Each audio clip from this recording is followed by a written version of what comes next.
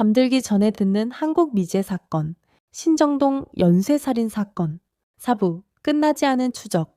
지금까지 우리는 신정동에서 발생한 여러 사건과 공개된 자료를 통해 알려진 수사 과정을 함께 살펴봤습니다.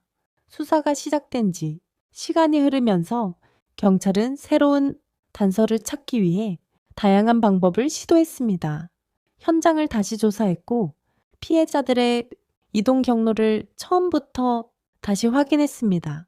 혹시 처음에는 중요하지 않다고 생각했던 작은 흔적이 사건 해결의 실마리가 될 수도 있었기 때문입니다.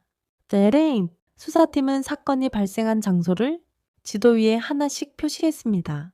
사건 발생 시간, 피해자의 마지막 동선, 주변 골목 구조, 주민들의 진술, 모든 자료를 한 곳에 모아 비교했습니다. 공개된 자료에 따르면 경찰은 여러 사건 사이의 공통점을 찾기 위해 상당한 시간을 들였습니다.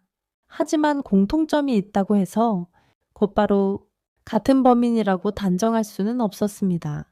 형사사건에서는 추측보다 증거가 우선이기 때문입니다.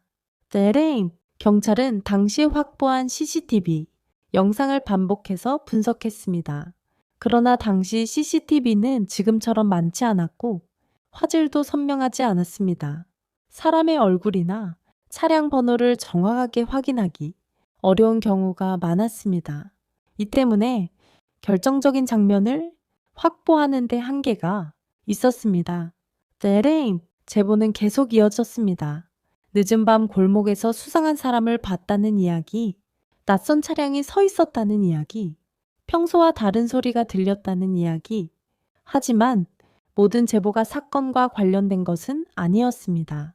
수사팀은 수많은 제보를 하나하나 확인했지만 결정적인 단서를 찾는 일은 쉽지 않았습니다.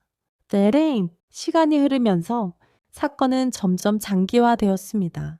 장기 미제 사건이 되면 가장 어려운 점 가운데 하나는 시간이 흐를수록 기억이 흐려진다는 것입니다. 목격자의 기억도 희미해지고 현장도 변하게 됩니다. 새로운 증거가 발견되지 않는다면 수사는 더욱 어려워질 수밖에 없습니다.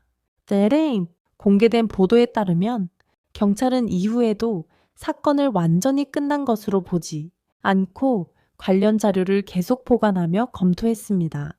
새로운 증거가 나타난다면 언제든 다시 확인할 수 있도록 하기 위해서였습니다.